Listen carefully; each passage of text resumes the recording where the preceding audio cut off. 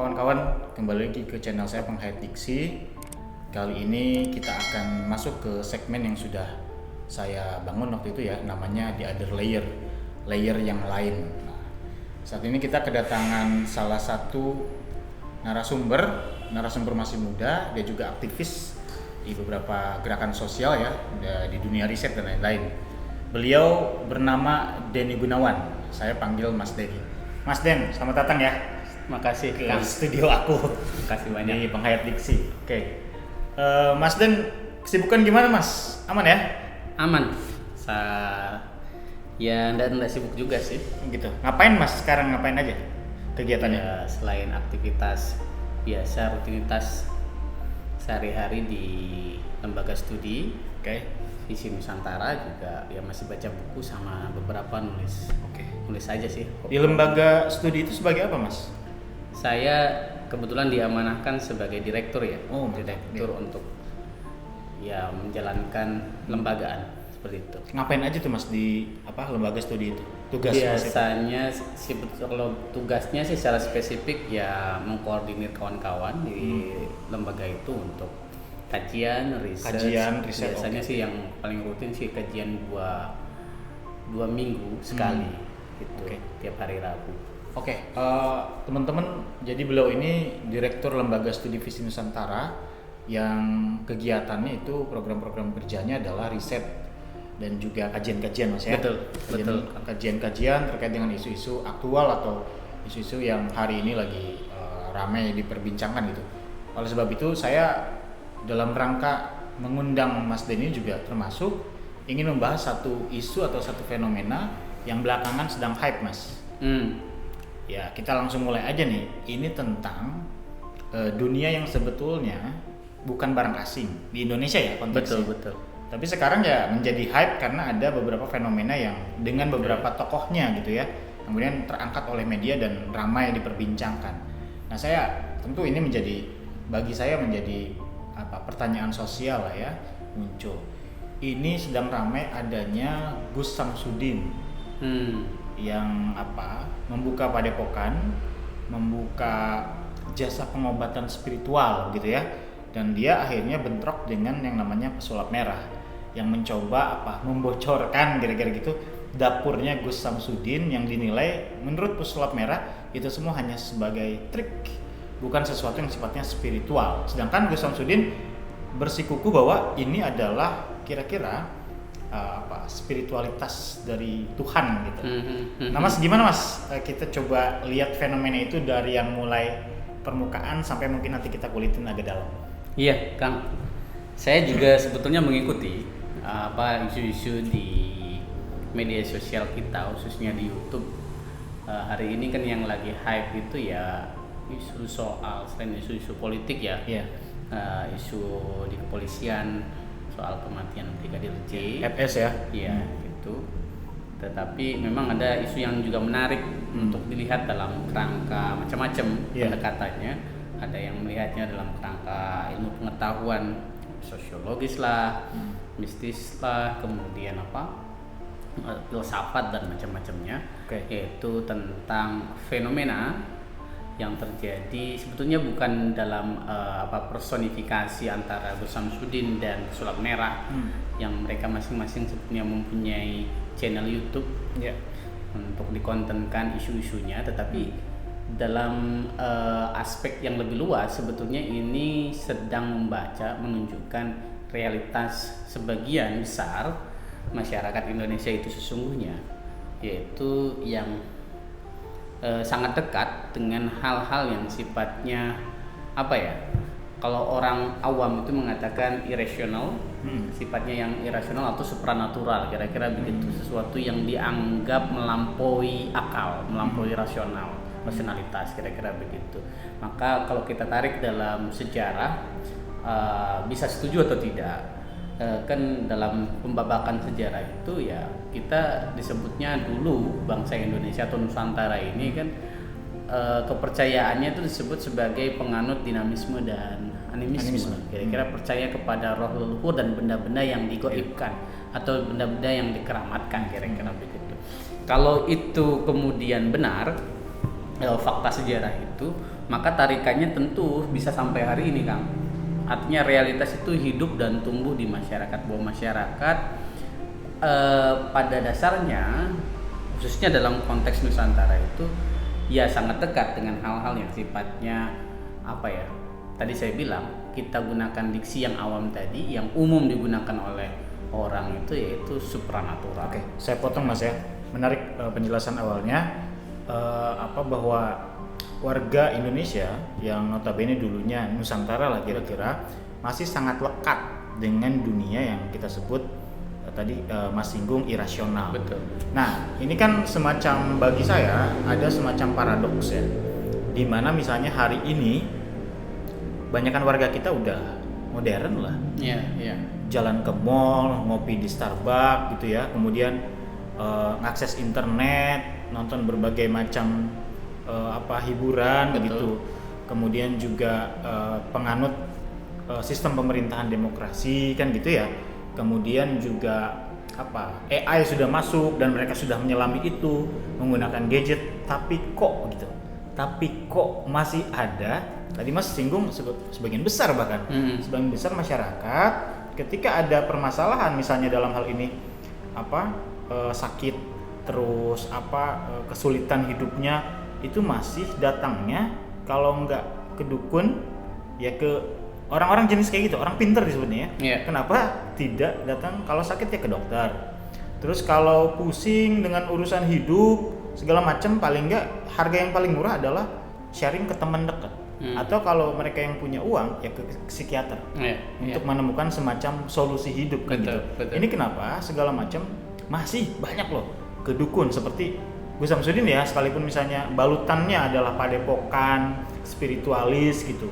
Tapi kok kenapa? Ini semacam paradoks bagi saya, Mas. Iya, memang kita melihat semacam ada, kalau tidak jeli kita melihat semacam ada kontradiksi di dalam peristiwa-peristiwa yang terjadi. Satu sisi kita hidup di alam realitas modernitas.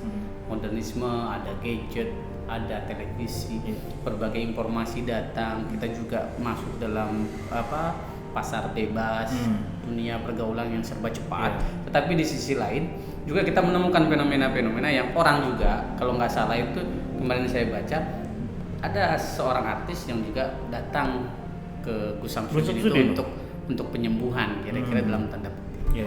Tetapi saya melihat begini, bahwa modernitas yang masuk ke Indonesia itu adalah dalam kerangka alat sebetulnya tuh.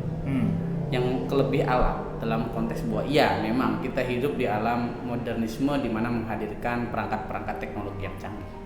Tetapi dalam kerangka modernisme ismenya itu tidak masuk di dalam kerangka berpikir masyarakat kita secara luas.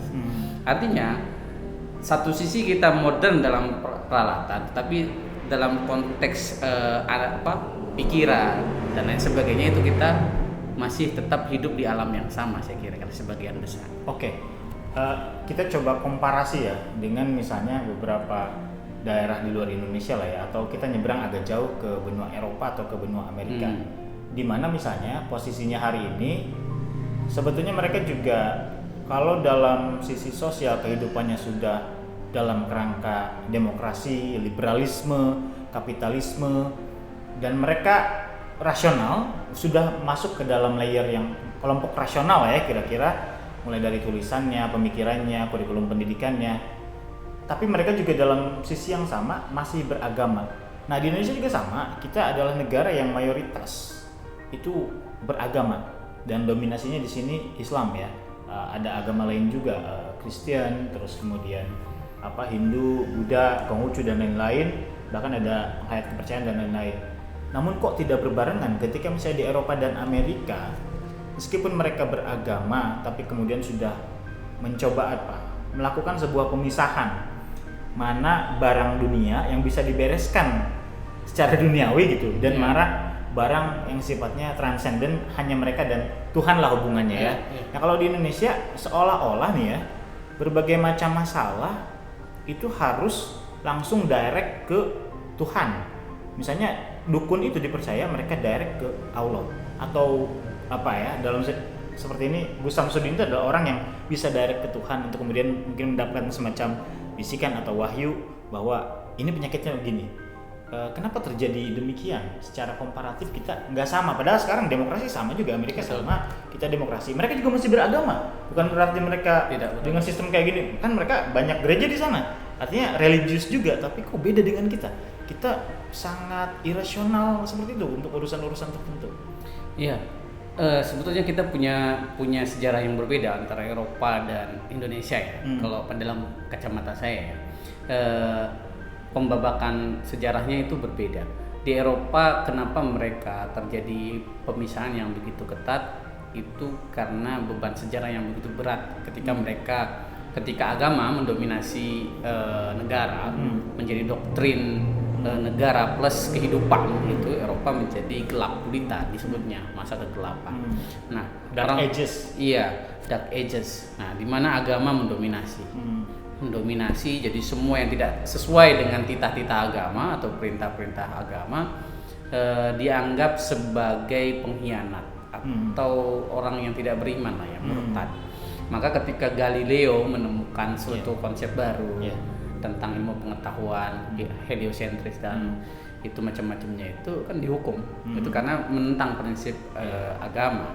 Nah, karena kejemuan terhadap agama, atau bukan agama sebetulnya, kalau tadi dikatakan mereka masih menerima agama sebagai bagian dari hidup dan kepercayaan yang sifatnya personal, itu mereka kemudian merasa jumud dengan orang-orang yang menggunakan legitimasi agama sebagai penguasaan terhadap orang-orang lain. Maka dipisahkan praktik-praktik. Ya, praktik-praktik agama itu. Maka muncullah ide-ide untuk sekularisasi dan sekularisme dan sebagainya. Nah, itu proses pembabakan sejarah yang panjang melalui pendekatan filsafat yang berbeda-beda. Gaya Jerman dengan munculnya Kant dan kawan-kawan, kemudian ada Inggris yang sangat empirik banget, muncul John Locke dan kawan-kawan kalau nggak salah ya. Kemudian di Prancis juga berbeda filsafatnya dan macam-macam yang agak romantis dan kawan-kawan itu. Nah, ada juga di Wena ada muncul pendekatan circle Wena yang mendiskusikan macam-macam. Tetapi pada prinsipnya bahwa mereka ada persoalan sejarah yang berbeda. Nah, sementara di Indonesia, kalau di Nusantara, saya tadi bilang sejak awal Nusantara ini sudah berisme. Artinya dinamisme, kemudian animisme, kemudian masuk Hindu, Buddha, kemudian Islam, kemudian Kristen, itu agama masuk relatif tidak bertentangan dengan prinsip awal orang di Nusantara. Nah, kemudian selain itu kultur di Nusantara kan sebagian besar itu sangat feodal. Orang itu tunduk dan patuh kepada orang yang dirasa memiliki ketokohan lebih kuat, keilmuan. Mereka akan tunduk dan patuh di sebagian besar, kecuali di beberapa tempat yang memiliki prinsip egalitarian seperti suku Melayu ya, yang prinsipnya agak egalitarian. Dalam beberapa hal ya terbukti kita punya kerajaan-kerajaan itu kan membuktikan bahwa orang tunduk dan patuh kepada gustinya dan sang raja, kira-kira begitu. Menarik, tadi Mas singgung filsafat ya di Barat, di Amerika, pokoknya Western lah ya. Itu menarik. Kemudian adanya ketatnya sekularisasi ya, pemisahan antara barang dunia dan barang akhirat, kira-kira begitu, sehingga membuat logika dasar mereka untuk melihat fenomena dalam hidup itu lebih logis dan lebih rasional. Artinya perkara-perkara dunia bisa diberesin lah, kira-kira gitu ya. Nah, di Indonesia filsafat adalah barang yang mungkin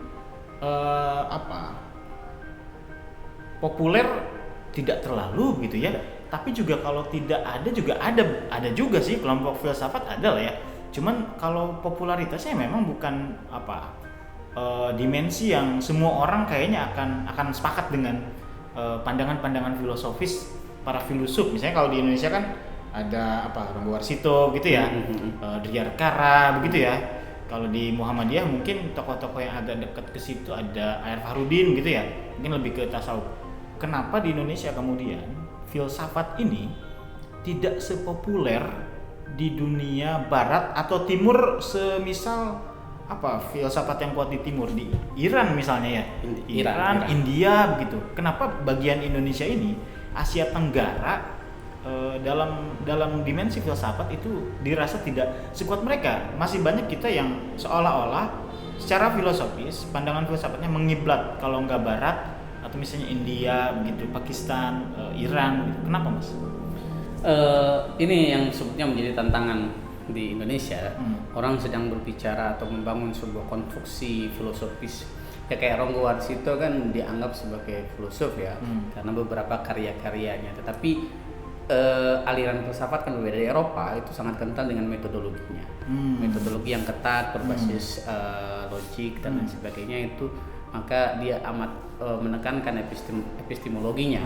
Nah sementara di dunia timur itu pada aspek ontologi, aspek ya ke sesuatu yang dianggap ada ya dalam konteks tertentu ditafsirkan sebagai Tuhan. Tuhan di India filsafatnya menjadi filsafat timur disebutnya karena konstruksi metodologisnya tidak sesistematis di Eropa. Dia biasanya lebih pada narasi-narasi puisi dan lain sebagainya, struktur-strukturnya, tetapi mengantarkan kepada satu muara, di mana muara ontologisnya itu.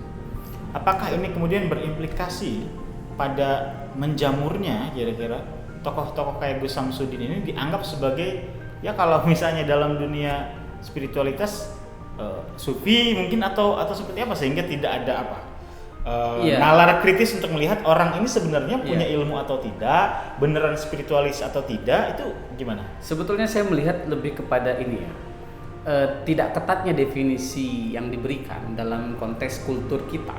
Untuk menyebut seorang ini apakah seorang ini alim atau tidak. Oke. Seorang ini ulama atau tidak. Itu tidak ketat. Terjebak pada simbol-simbol ya? Iya, tidak ketat pada definisi yang dibangun. Berbeda dengan beberapa tempat, misalnya di wilayah Timur Tengah.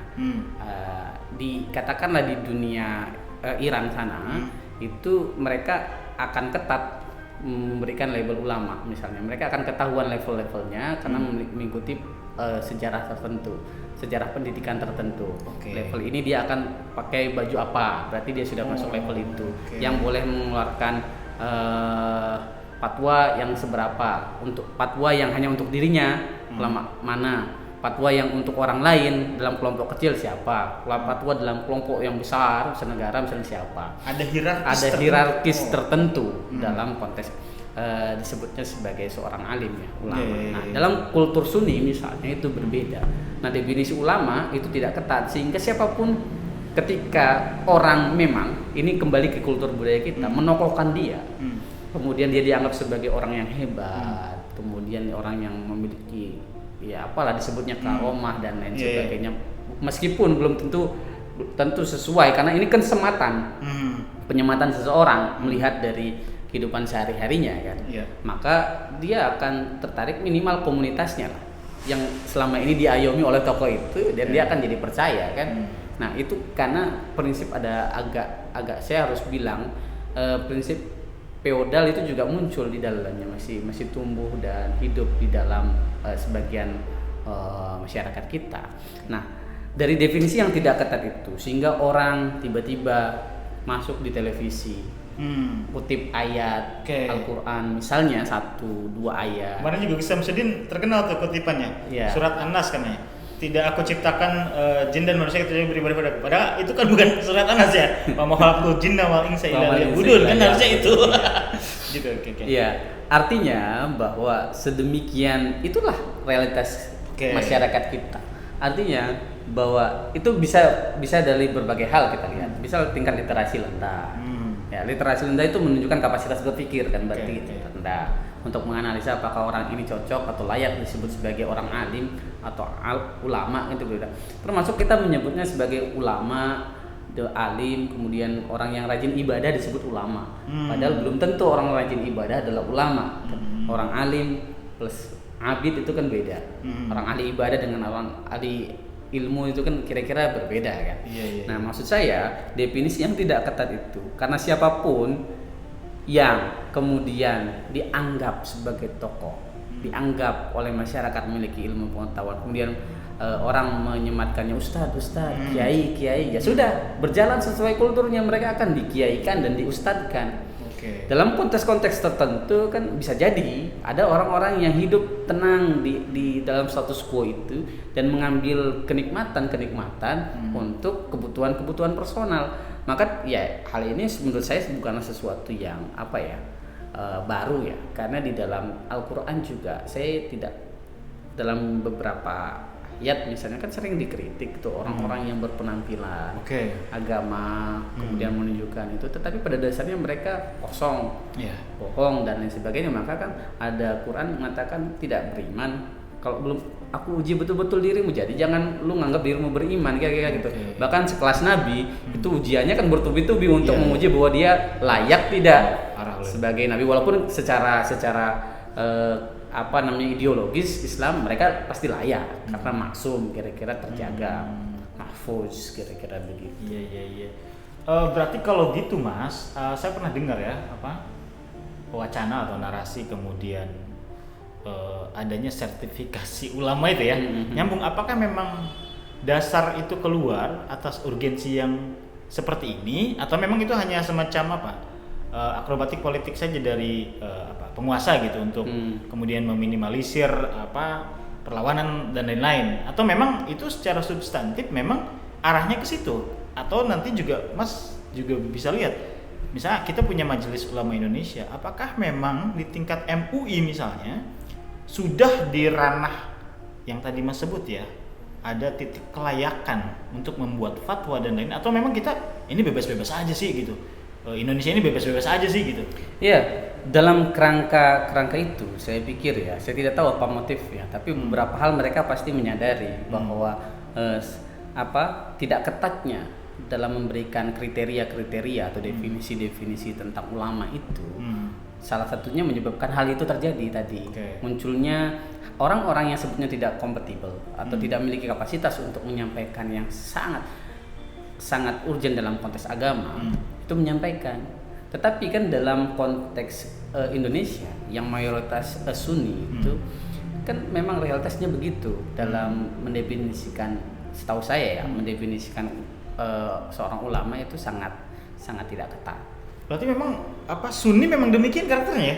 Saya kira tidak ketat, tetapi itu prinsip-prinsipnya diberikan kepada seorang murid dan kita akan melihat kelayakan ulama itu akhirnya kan dari karya-karyanya, kehidupannya dan lain sebagainya. Artinya si murid ataupun orang di luar circle keulamaan ini juga pada akhirnya bisa menilai ketika memang mereka mempunyai nalar kritis, mempunyai pengetahuan yang cukup, yang mapan untuk kemudian bisa menilai memang apakah ini layak untuk menjadi representasi ke keagamaan atau tidak. Ya, jadi tidak datang definisi dan kriteria itu pada mazhab tersebut. Jadi tidak datang kemudian memberikan ini loh harusnya.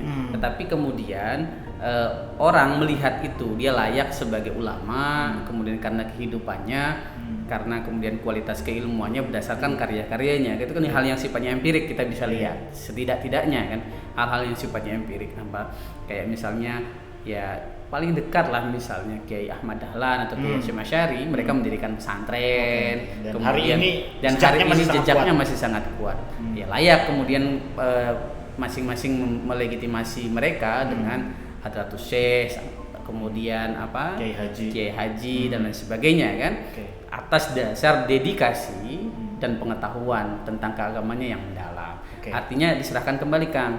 Nah, itu satu sisi keuntungannya, kelebihan, tapi satu sisi memang menimbulkan sekaligus kelemahan dalam konteks masyarakat yang sebetulnya tidak siap literasinya. Nah, kalau ini diletakkan di Eropa mungkin berbeda situasinya. Orang akan melihat tidak layak dan sebagainya kan, kira-kira begitu. Kena kritik habis dalam bentuk jurnal dan lain-lain dalam konteks itu kan. Tetapi kan dalam konteks tadi apa kan yang akan bilang tasawuf atau apa? Dalam konteks negara demokrasi kan kita tidak bisa kemudian mengatur apa yang ini MUI misalnya mengeluarkan fatwa kita misalnya kan di MUI itu kan kumpulan beberapa ulama yang berasal dari ormas masing-masing belum tentu satu ormas menganggap ulama yang lain menganggap. Oh ya, oke. Artinya klaim ulama di MUI juga itu sangat terbatas dan segmented ya? Iya, segmented. Karena kalau kita geser misalnya ke mazhab tertentu yang tidak ada di circle itu juga mereka belum tentu mengikuti. Sepakat bahwa ini ulama gitu ya? Maka ketika fatwa-fatwa tentang lebaran saja atau Ramadan kan ada kemudian organisasi keagamaan yang tidak mengikuti. Artinya ini sangat dinamis dalam konteks Nusantara ini, Kang. Dan kedinamisan itu juga akhirnya muter-muter menimbulkan ada sesuatu yang lepas sedikit-sedikit, nah menghasilkan kayak tadi itu. Kayak gitu. Karena sejauh adanya fenomena dalam tanda petik kesesatan dalam praktik agama, biasanya yang paling vokal dan terdepan itu MUI yang muncul. Mengeluarkan fatwa misalnya bahwa aliran ini sesat, tokoh ini murtad, tokoh ini sesat. Tapi saya belum dengar nih respon dari MUI terkait Gus Samsudin ini. Karena sebetulnya kan yang masyarakat awam tunggu-tunggu misalnya fatwa MUI ini Gus Samsudin seperti apa. Pasiennya banyak dan sekarang mulai bermunculan di berbagai channel ya kesaksian ex pegawai atau ex kameramen yang Gus Samsudin. Rata-rata minor, fals semua kesaksiannya bahwa itu semua trik beneran. Tapi ini kan riak yang perlu disikapi sebetulnya dan memiliki tanggung jawab moral bagi mereka yang memiliki kemapanan intelektual dalam segi agama. Ya ulama-ulama ini yang ada di MUI sampai hari ini belum saya dengar secara resmi ya pernyataan MUI tentang Gus Samsudin, karena korban bagi saya itu korban ya yang bayar 10 juta, 15 juta atau berapapun, tapi nggak sembuh juga sih gitu. Ya saya pikir begitu. Dalam konteks masyarakat kita yang saya tidak mengatakan bahwa minor literasi dalam konteks yang tidak memahami sama sekali, tetapi bahwa memang kemampuan untuk berpikir dan menerjemahkan fenomena dan lain-lain sebagainya dibutuhkan untuk layer-layer lain yang sebetulnya memiliki tanggung jawab itu, kayak dunia pendidikan, dunia keulamaan dan lain sebagainya, untuk menjelaskan bahwa apa sih yang disebut sebagai ulama seharusnya. Bagaimana metode penyembuhan dalam konteks non medis misalnya, apakah ada di dalam dunia Islam? Kalau dalam dunia Islam penyembuhan dalam konteks non medis kan ada, kira-kira begitu kan ya, misalnya dalam konteks pengobatan tradisional dan lain sebagainya. Nah mungkin itu juga Mas yang kemudian seolah-olah menjadi alat legitimasi bagi Gus Samsudin ini untuk kemudian melakukan praktik non medis yang dia bawa. Mungkin dasarnya wong dulu juga Islam memang begini. Buktinya kan beredar video pendeknya itu, Nabi Muhammad itu dulu pernah dilempar batunya kan katanya nggak sampai ke dia, keburu hancur katanya. Sekalipun itu dibantah oleh para komentator, enggak gitu, nggak ada cerita Nabi Muhammad digituin. Nah mungkin apakah memang ini semacam ekses dari sebuah interpretasi spiritualitas Islam yang salah atau gimana? Saya kira enggak ya. Begini, dalam konteks Islam itu sembuh itu kan milik Tuhan. Yang punya hak prerogatif sembuh itu kan milik Tuhan. Sains punya pendekatan melalui medis. Wasilah lah ya. Iya, jadi pendekatannya bisa macam-macam, Kang. Pendekatannya bisa macam-macam. Kita dalam konteks modern yang sakitnya bisa diverifikasi melalui panca indera dan alat-alat canggih kedokteran, maka ya sarananya adalah dokter dan obat-obatan yang tersedia. Nah, ketika kita sudah coba itu tidak sembuh, ya berarti bukan tidak berhasil, memang wasilahnya belum sampai kepada konteks Tuhan untuk menyembuhkan. Tetapi kan kita bisa juga ada alternatif lain, metodologi lain misalnya. Ya sakit itu kan bisa berasal dari macam-macam ya, ada sifatnya fisik, ada juga mentality yang kemudian berakibat fisik. Misalnya dalam Islam misalnya ya kalau lu punya hati yang dengki, iri-iri, ya itu kan buat kamu sakit juga kan. Maka cara penyembuhannya, metodologinya ya lu nggak usah ke dokter dulu, lu minta maaf dulu sama orang, berdamai dulu dengan dan orang lain. Setelah diridhoi ya lu tenang, tapi ya butuh obat penenang ya sembuh kan, kira-kira Tuhan ridho ya sembuh. Jadi berbagai aspek metodologi sebetulnya yang tidak bergeser dari prinsip Islam. Intinya kan ada prinsip di sana, prinsip Islam di mana metode itu tidak berserikat kepada yang lain selain Allah, kira-kira begitu. Kemudian tidak menyekutukan Tuhan, kemudian tetap pada metode dan hasanah yang diajarkan oleh Rasulullah kira-kira dan para sahabat serta tabiinnya kira-kira Tapi kan si gitu. Gus Samsudin ini tidak pernah lepas dalam berbagai pernyataannya bahwa ini adalah ilmu yang saya pelajari dari Rasulullah gitu. Iya, semua orang bisa klaim itu. Semua orang bisa. Semua orang bisa klaim itu. Tinggal kita verifikasi saja sejauh mana klaim itu menjadi benar atau tidak. Kan itu diungkapkan. Nah, untuk Kan mengukur ini kan, ini yang kesulitannya bagi masyarakat awam ya. Gimana cara mengukur Gus Samsudin itu membuat sebuah tipu daya dan sebagainya dengan legitimasi sakralitas ketuhanan misalnya. Gimana cara orang awam misalnya kayak saya untuk mengukur bahwa ini memang bohong-bohongan gitu. Gimana caranya, Mas? Iya, pada dasarnya kan kalau dia kalau orang menganggap dirinya bisa menyembuhkan orang lain karena menganggap ahli, dirinya punya keilmuan itu saya pikir dalam hasanah Islam ya. Ibn Sina kan disebut bapak dokter dunia, yang Eropa kemudian merujuk kepadanya kan. Itu juga selalu menentukan pendekatan religius. Misalnya ketika dia tidak bisa menjawab persoalan filsafat dan logis, dia sholat sekali waktu untuk menemukan ketenangan dan jawaban. Tetapi dalam konteks Gus Samsudin atau yang lain-lain misalnya, ada selalu memang klaim-klaim agama ini menjadi menarik ketika berbaur dengan yang lain. Tetapi saya pikir ini kan kritik-kritik yang sebenarnya banyak kita temukan dalam hadis ya, hadis-hadis yang mutawatir atau sahih, kemudian Quran, itu orang-orang yang selalu jual beli agama kan. Nah, kita tinggal lihat saja sejauh mana praktik jual beli agama yang dijelaskan dalam konteks Al-Quran. Bukan hanya politisi ya yang jual beli agama itu sudah dijelaskan sejak awal, itu akan ada orang-orang yang selalu menggunakan itu untuk jual beli, entah menguntungkan dirinya personal, entah kelompoknya, tidak masalah. Tetapi kan orang kemudian berhak ya percaya kepada siapa saja selama itu tidak merugikan. Tetapi ketika ada unsur bohong, berarti itu sudah bertentangan dengan prinsip Islam. Misalnya dia berbohong atas nama Tuhan, bahwa dia bisa menyembuhkan dan lain sebagainya. Tapi sembuh walaupun saya berbohong. Ya gimana fenomenanya itu untuk membuktikan? Misalnya dia berbohong. Nah kadang-kala kan kita sering melihat ya sugesti. Misalnya saya pernah dengar Kang Nunu cerita bahwa anak Kang Nunu kalau sakit itu hanya butuh ketemu dokternya saja kan? Ada semacam sugesti yang membuat orang jadi lupa dengan kesakitannya dan dia biasa sembuh karena ketemu percayaan itu. Nah ada semacam hal-hal yang seperti itu, main psikologi dan lain sebagainya. Hal itu kan terjadi pada zaman Nabi ketika Musa berhadapan dengan tukang sihir untuk menekan umatnya itu. Dia tunjukkan kehebatan-kehebatannya kan. Tetapi dalam konteks-konteks tertentu kan, seorang wali, seorang hamba Allah itu semakin dia berilmu, semakin dia jarang untuk menampilkan diri dan keilmuannya. Artinya semakin dia berilmu, semakin dia diam sebetulnya. Maka agak aneh ketika orang yang berilmu selalu menampilkan dirinya ya. Karena begini, ilmu-ilmu yang sifatnya batini, ilmu-ilmu yang sifatnya dalam konteks pesantren disebutnya ilmu laduni, ilmu huduri yang pengajarnya langsung dari sumbernya. Kalau kita ini kan metode kalau mengajar di kelas kan dalam filsafat disebutnya ilmu husuli, ilmu dengan metode pendidikan pembelajaran itu bisa lupa karena yang ngajar kan orang lain. Sementara kalau Nabi itu ilmu hudur diajar langsung sama sumber hikmahnya awal ya.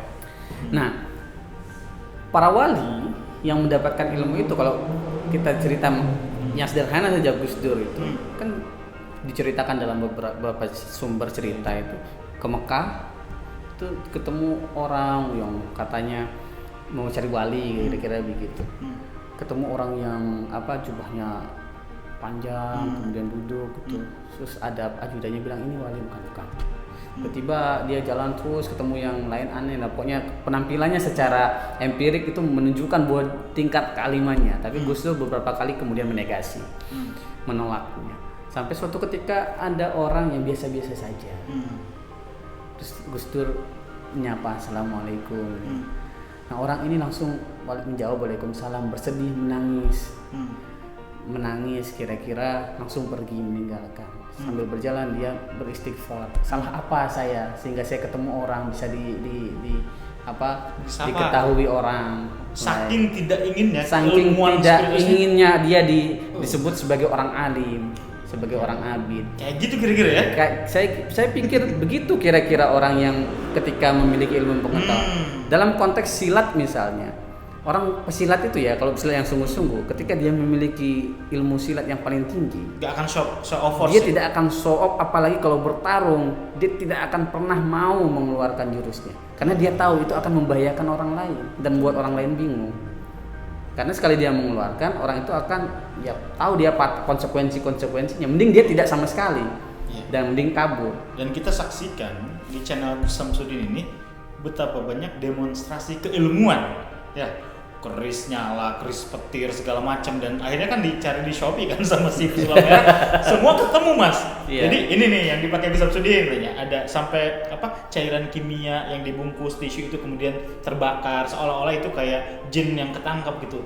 Artinya pesulap merah bagi saya diberikan sebuah kehendak oleh Tuhan atau Allah atau maha realitas gitu, untuk kemudian menjelaskan kebohongan demi kebohongan yang ditampilkan oleh seorang Gus Samsudin ini. Nah, saya ingin tanya nih, mungkin ini menuju akhir nih mas ya, karena ini bagi saya penting untuk diketahui oleh banyak orang. Seandainya orang-orang atau kelompok semacam Gus Samsudin ini, padepokan semacam ini, eksistensialismenya terus ada, bahkan mungkin menjamur, kira-kira dampak langsung ataupun tidak langsung terhadap konstruksi bangsa ini kira-kira akan seperti apa mas? Saya pikir yaitu realitas sebagian bangsa kita ya. Mereka mempercayai hal-hal yang mistis. Orang hidup di kampung itu Kang, karena jauh dari orang-orang yang berpendidikan kan, tidak mau menyentuh. Sementara Samsudin adalah orang yang paling dekat dengan mereka. Dikala mereka kesusahan ekonomi dan lain sebagainya, mereka sekedar mau ngobrol saja. Nah itu kan mereka akan lebih percaya itu. Oke.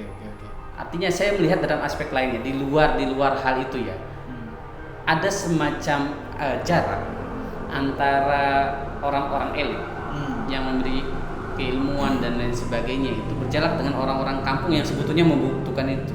Sementara dalam hal-hal tertentu mereka membutuhkan jawaban serta rangkulan yang cepat. Nah, adalah muncul orang yang bernama Samsudin yang menyiapkan padepokan dan dia membuka angan selebar mungkin, pintu selebar mungkin. Ayo ngobrol masuk gitu. Bodoh amat dia mau benar atau tidak, tapi hari ini dia yang menampung saya, kira-kira begitu.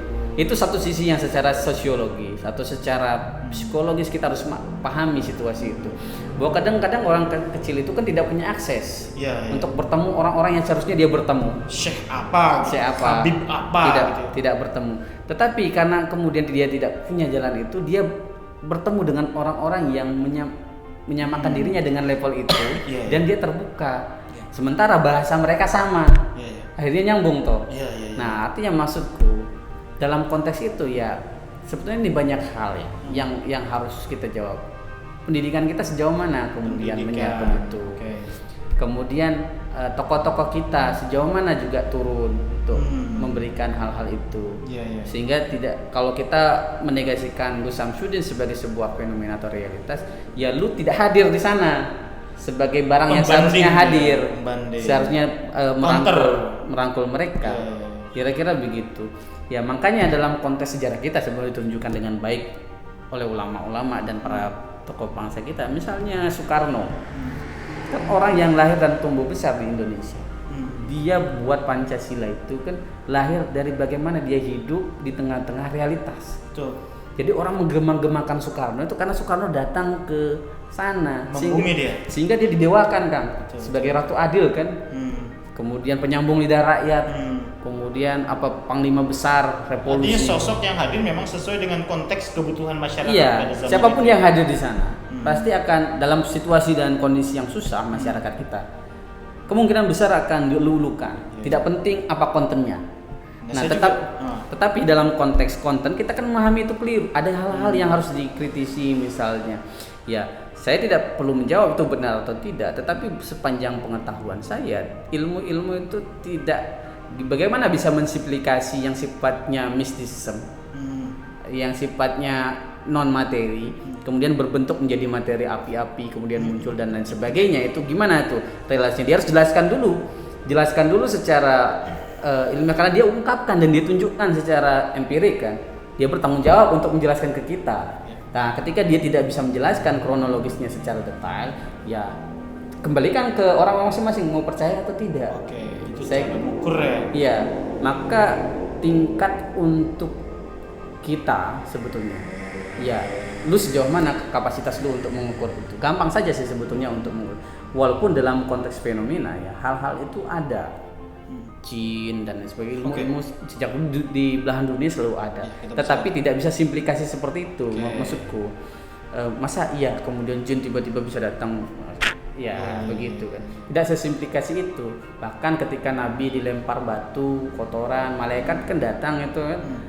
Nabi berdoa, hancurkan bumi ini. Nabi dengan tenang mengatakan tidak. Walaupun Nabi punya kekuatan untuk itu, tapi tidak dilakukan. Artinya ilmu-ilmu yang seharusnya ditunjukkan tidak ditunjukkan. Betul. Nah, saking tingginya itu ilmu. Ya kalau kita mau mencontohkan Nabi ya, mencontoh Nabi ya harus kita lihat Nabi dong. Betul. Jadi ilmu itu hanya keluar dalam konteks-konteks tertentu.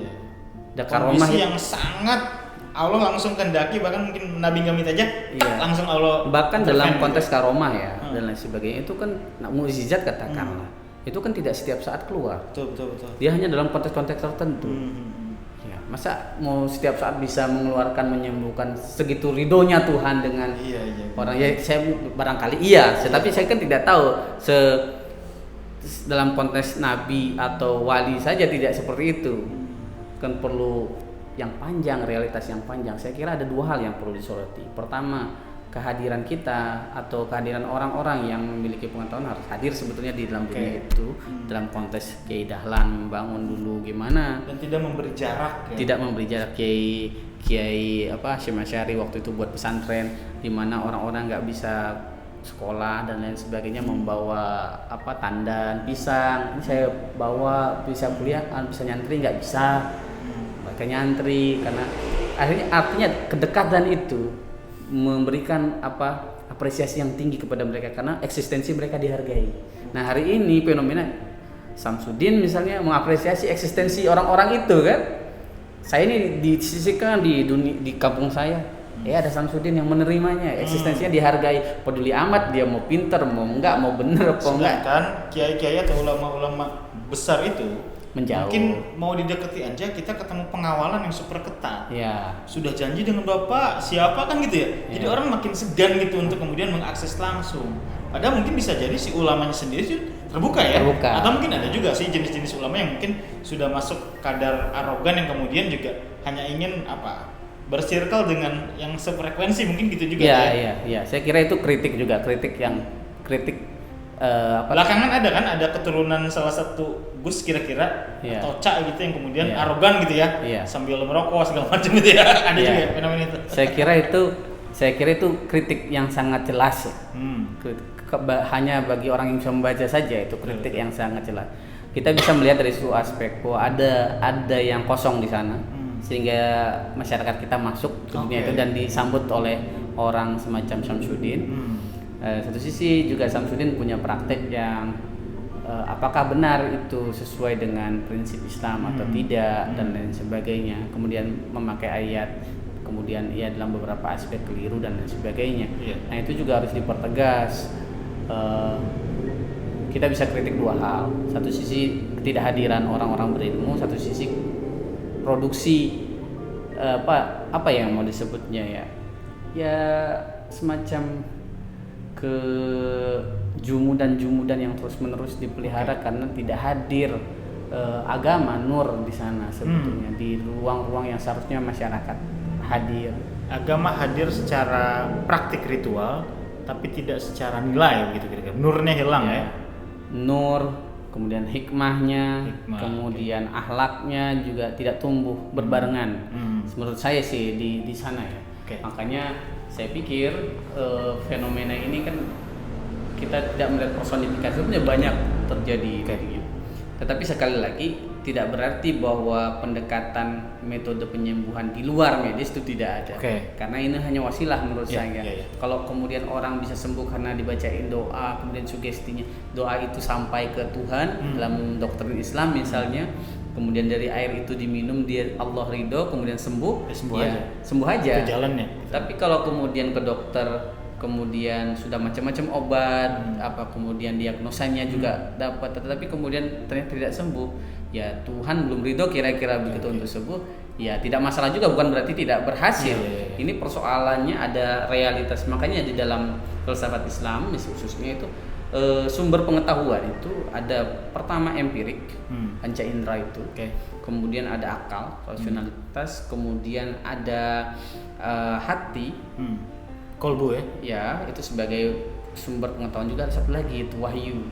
Teks. Jadi 4 ini harus menjadi sumber pengetahuan kita. Orang tidak bisa meninggalkan empirisisme, orang tidak bisa meninggalkan mistisisme, rohani. Keempat itu semestinya yang berjalan beriringan. Semua harus menjadi sumber pengetahuan kita. Nah, kalau itu bisa didialektikakan, dikonstruksikan secara bagus, saya pikir itu menjadi salah satu salah satu sumbangan yang bisa menjadi dialektika dalam konteks Nusantara kita yang beragam ini. Selain dialektika dari kelompok-kelompok lain, itu menjadi menarik. Makanya saya pikir Bung Karno menghadirkan Pancasila itulah dari dialektika yang bermacam-macam itu, yang dia hadir ke Marhen, seorang petani yang punya sepetak sawah, kan duduk kan. Ya kita tidak bisa verifikasi kan, karena klaim Bung Karno dia bertemu itu orang punya itu, kemudian ketemu Marsina, orang-orang miskin, dia duduk berfoto, berbincang-bincang, menghadirkan, kemudian saya gali, dia tidak klaim menciptakan, saya gali. Nah, artinya Samsudin juga menggali itu di masyarakat sehingga bisa memunculkan keris petir kan, dalam konteks dia.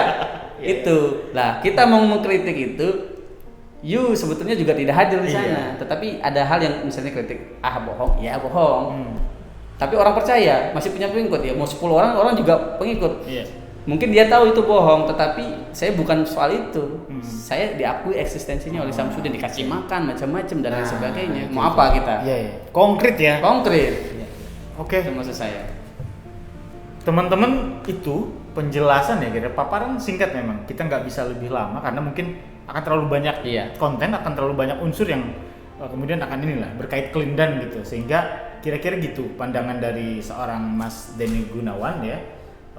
Dia ini S1 S2 nya juga ambil filsafat Islam, sehingga memang sangat berdekatan sekali pondasi dasar konstruksi logikanya untuk kemudian melihat berbagai macam fenomena yang hadir. Tadi disebutkan memang hal-hal mistis semacam ini memang tidak bisa dilepaskan ya dari konteks kenusantaraan yang dulu notabene kita awalnya adalah animis dan dinamisme gitu ya, sehingga memang perkara-perkara semacam ini memang tidak bisa dan tidak akan sepenuhnya lepas ya. Tidak bisa. Tapi kemudian tadi adalah tentang hadirnya tokoh-tokoh atau kelompok-kelompok yang memang dibutuhkan oleh kelompok lain. Artinya ada semacam pertemuan keseimbangan sosial di sana. Sehingga kalau ente ngerasa Gus Samsudin salah, ente bantu dengan cara ente. Kan gitu kira-kira ya. Anda tokoh-tokoh besar yang merasa Gus Samsudin melakukan kejumudan, ya Anda kira-kira gimana untuk mengcounternya dengan cara yang lebih baik gitu ya. Oke teman-teman, terima kasih sudah menyimak di Other Layer pada kesempatan kali ini. Kita tentu akan tetap berjumpa lagi di isu-isu berikutnya ya. Mas Denny, terima kasih Kang. Makasih ya sebanyak untuk pencerahannya, mantap ini. Teriluminasi. Teman-teman. Sampai jumpa rekan-rekan.